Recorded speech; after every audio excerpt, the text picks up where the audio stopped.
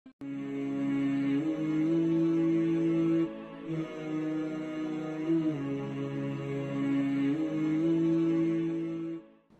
بالله من الشيطان الرجيم بسم الله الرحمن الرحيم وصلى الله على محمد وعلى آله الطيبين الطاهرين الذين أذهب الله عنهم الرجس وطهرهم تطهيرا اللهم صل على محمد وآل محمد أما بعد আমার প্রিয় দর্শক ও শ্রোতাবৃন্দ আসসালামু আলাইকুম ওয়া রাহমাতুল্লাহি ওয়া বারাকাতুহু।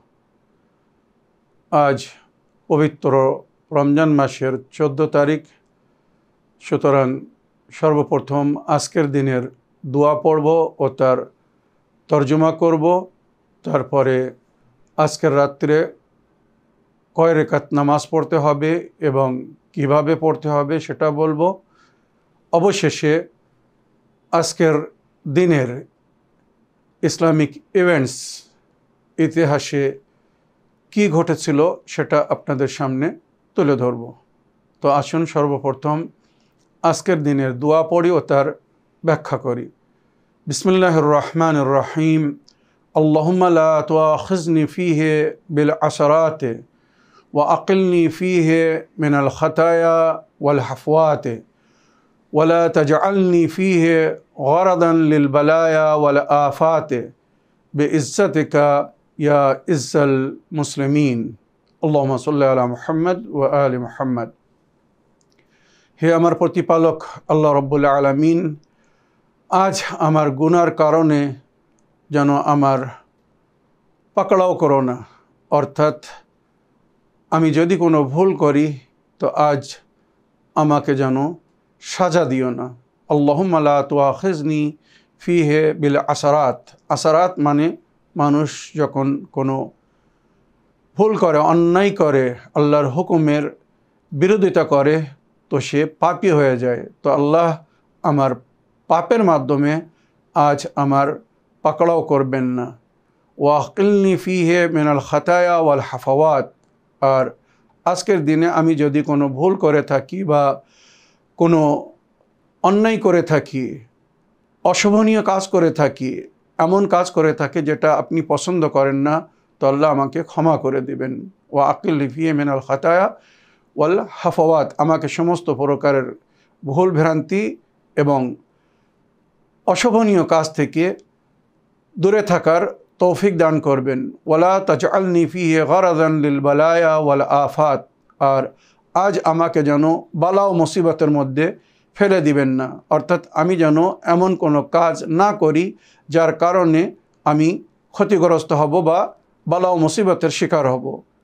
ওয়ালা তাজআলনি ফীহি গরাদান লিল বালায়া ওয়াল আফাত। বালা ও মুসিবতের শিকার যেন আজ আমি না হই। বিইজ্জাতিকা ইয়া ইজ্জাল মুসলিমিন। আপনার সম্মানের মাধ্যমে আমার সম্মানের রক্ষা করুন। আপনি তো সকল মুসলমানের সম্মানের রক্ষককারী।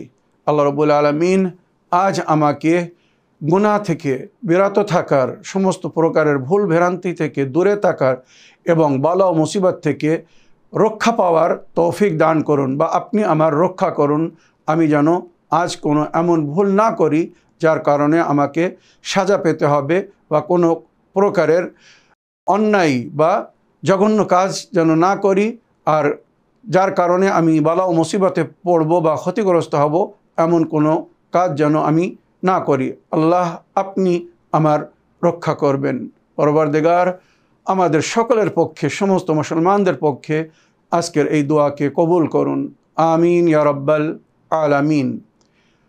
আজ 15ই রমজানের রাত, 14 রমজানের দিনগত রাত, 15ই রমজানের রাত। আজকের রাত্রে 4 রাকাত নামাজ পড়তে বলা হয়েছে। 2 রাকাত করে পড়তে হবে, সকালের নামাজের মতো। নিয়ত হবে আমি 15ই রমজানের রাতের 2 রাকাত নামাজ পড়িতেছি কুরবাতান ইলাল্লাহ। আল্লাহু আকবার বলে নামাজ শুরু করতে হবে। প্রথম 2 রাকাতে আলহামদু সূরা পড়ার পরে 100 বার সূরা কুল আল্লাহু আহাদ পড়তে হবে। মনে রাখবেন, প্রথম 2 রাকাতে আলহামদ একবার আর 100 বার সূরা কুল আল্লাহু আহাদ। আর দ্বিতীয় 2 রাকাতে সূরা আলহামদ পড়ার পরে 50 বার সূরা কুল আল্লাহু আহাদ পড়তে হবে।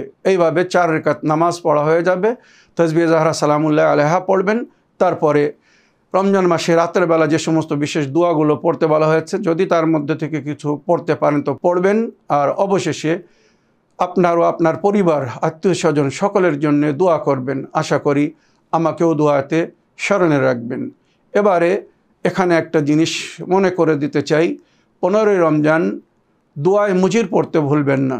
মনে রাখবেন 13, 14, 15 3 দিন দোয়ায় মুজির পড়তে বলা হয়েছে।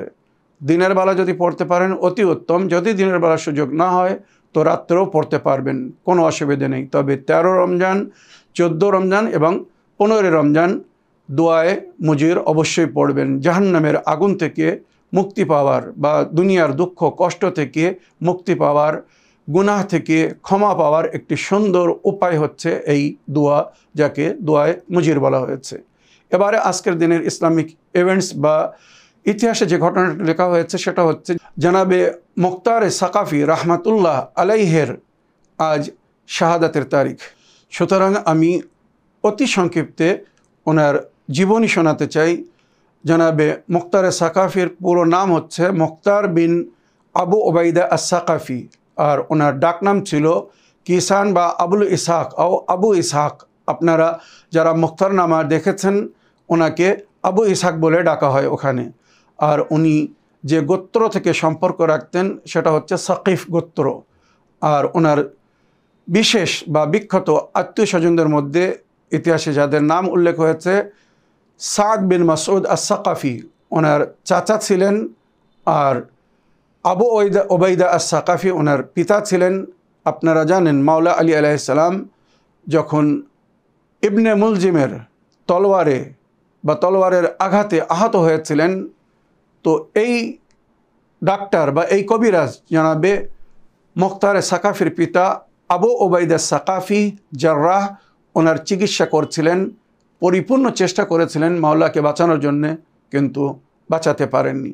তো জানাবে মুখতার সাকাফির পিতা আবু ওবাইদা সাকাফি উনি কবিরাজ ছিলেন, ডাক্তার ছিলেন। জানাবে মুখতার প্রথম হিজরিতে জন্মগ্রহণ করেছিলেন, আর উনি কুফায় জন্মগ্রহণ করেছিলেন। আর ওনার জীবন উনি 3টে শহরে কাটিয়েছিলেন, তায়েফ, মদিনা এবং কুফা। ওনার জীবনের শেষ সময় কাটিয়েছিলেন কুফাতে।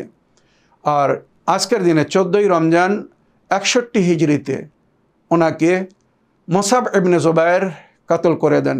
মুসআব ইবনে জুবায়ের রাজিত্ব লাভ করার জন্যে জনাবে মুখতার সাকাফির সমর্থন নিয়েছিল, বা জনাবে মুখতার সাকাফির সাহায্যতে রাজিত্ব লাভ করেছিল। কিন্তু দুঃখের বিষয়, যখন মুসআব ইবনে জুবায়ের দেখল যে জনাবে মুখতার সাকাফির জনপ্রিয়তা বাড়ছে, দিন বা দিন সবাই তার অন্তর্ভুক্ত হচ্ছে, সবাই তাকে পছন্দ করছে, তার অধীনে যাচ্ছে, সুতরাং এই হিংসায় জনাবে মুখতার সাকাফিকে সে হত্যা করিয়ে দিয়েছিল। জনাবে মুখতার সাকাফি কারবালার ঘটনার প্রতিশোধ নিয়েছিলেন।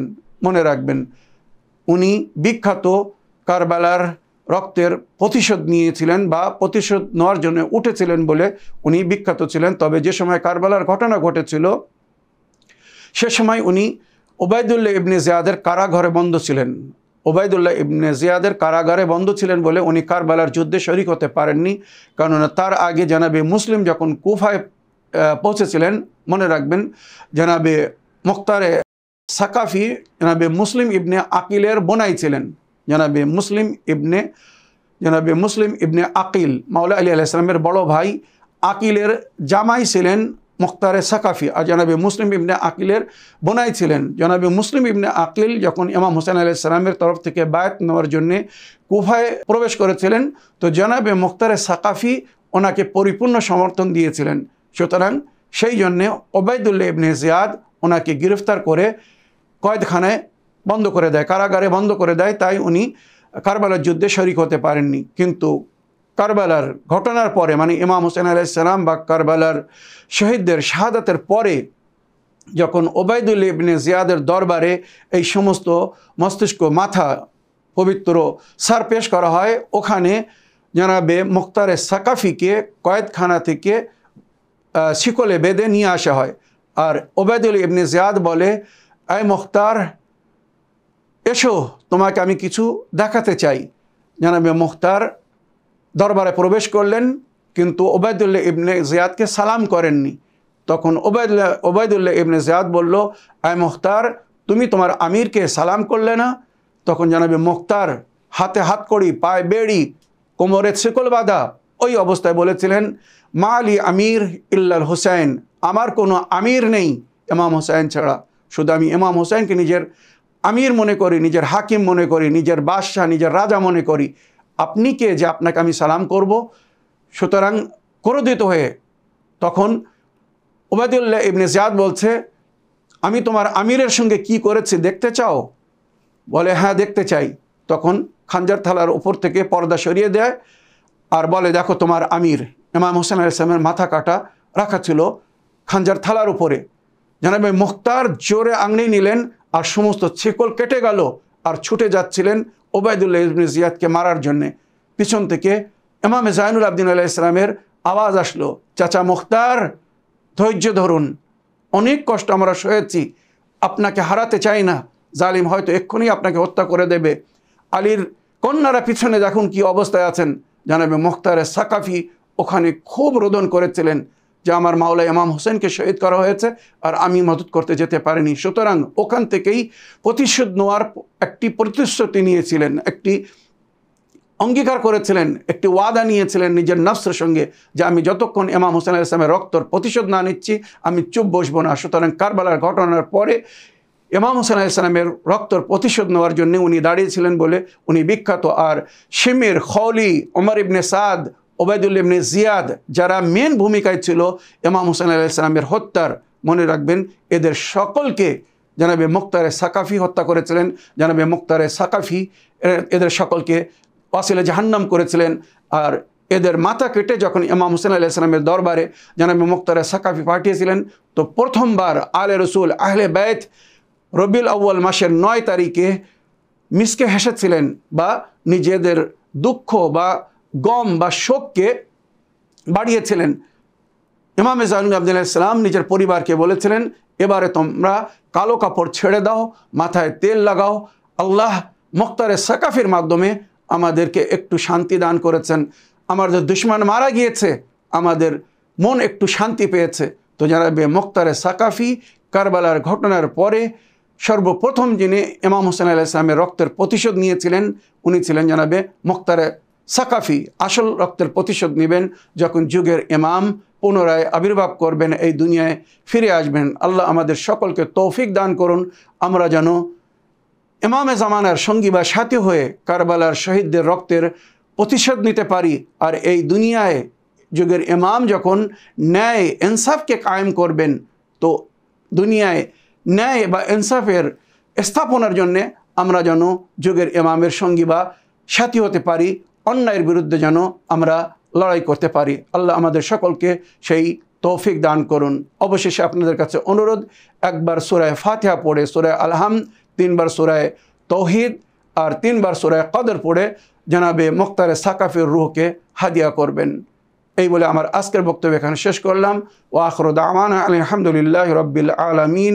ওয়াসসালামু আলাইকুম ওয়া রাহমাতুল্লাহি ওয়া বারাকাতুহু।